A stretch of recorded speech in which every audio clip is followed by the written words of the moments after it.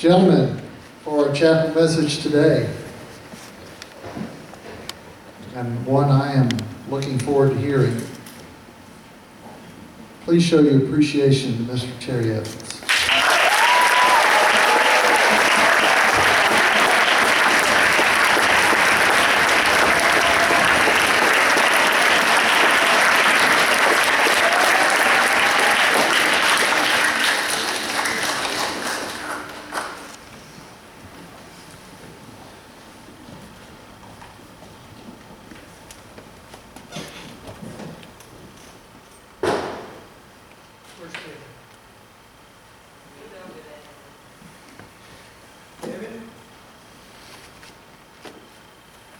Just end this devotional with that last song. I need thee every hour.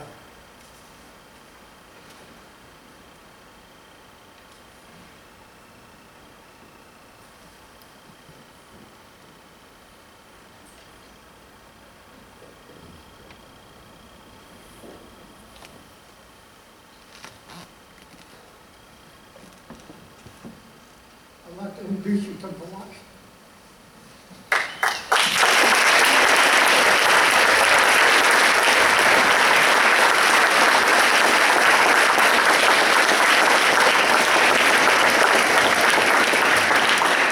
Granddaughter Kate Beth.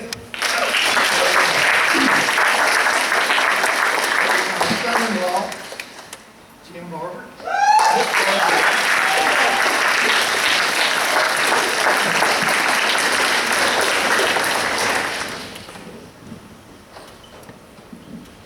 A small boy went into a store to use a telephone. He dialed a 7-digit number, and the store owner that was close by was listening to what he was going to say. The boy, "Can you give me a job at cutting your lawn?" The woman at the other end, "I already have someone," she said. "But I will cut your lawn at half the price of the person who is cutting your lawn now." The woman, "I'm very satisfied with the person who is presently cutting my lawn." The boy, with more perseverance, "Lady, I'll even sweep the grass in your curb, sweep it off the sidewalk, and Sunday, when you go to church, it'll be the prettiest lawn in town." The woman, "No, thank you." With a smile on his face, the teenage boy replaced the receiver. The store owner, who was listening to this, walked over to the boy. The store owner said, "I like your attitude. I like the positive spirit and would like to give you a job." "No thanks." The store owner, "But you were really pleading for one." The boy, "No, sir. I was just checking my performance at the job I already have. I'm the one who is working for that lady that I was talking to." Self-appraisal. Every time we don't get ahead of others, sometimes we blame others for it. We should look at ourselves and compare ourselves with ourselves to find our weaknesses and work hard to throw away our weaknesses. Always work hard. Be honest, with full of dedication. For this young boy, it was the start of integrity. I want to share with you this morning about a man with a lot of integrity. And before I start, there's two things I want to say. First, God allows us to be tested. Satan tempts us. Keep that in mind as I tell you this story.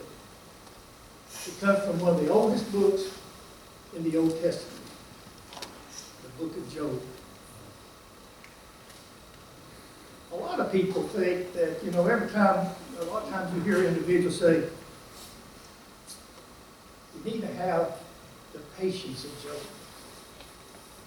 But after studying this book for several months, I think it's about the faith of Job.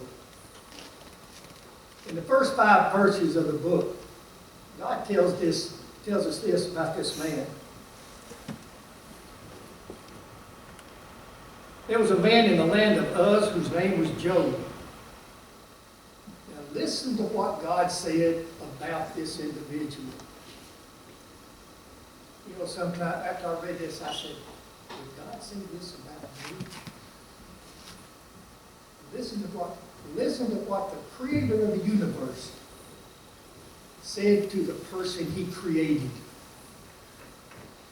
He was blameless. He was upright. He was one who feared God and shunned evil.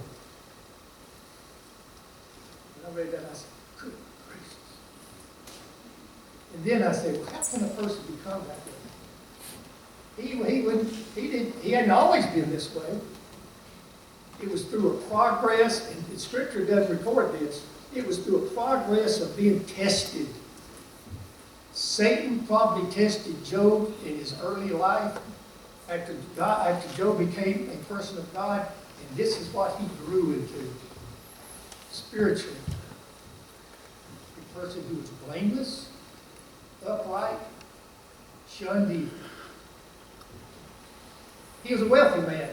The next 2 or 3 verses said he had 11,000 animals that were made up of oxen, camels, sheep, and goats. Keep that in mind. He had 7 sons and 3 daughters. And Job prayed for them every day at mealtime. And then something began to take place. And I think it's taking place right now in the lives of every believer. Job was walking around on earth just doing everything just like that. He was just living his life. But in heaven, there was a conversation going on between God and Satan. Guess who was invited? Job. He had no idea. Listen to this. There was a day when the sons of God came to present themselves before the Lord. The sons of God were angels. And Satan was there with them. And the Lord said to Satan, where did you come from? He said, from going to and fro on the earth, and from walking back and forth on it. Peter in the New Testament adds something to that. Satan says, I'm seeking who I may devour. Then the Lord said to Satan, listen to this. Have you considered my servant Job?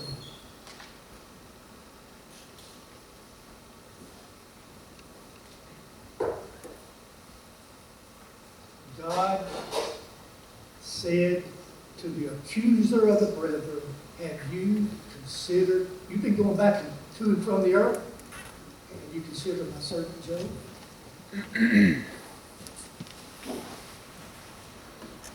Here's another. It's what God said. It says, there is none like him on the earth. He's blameless.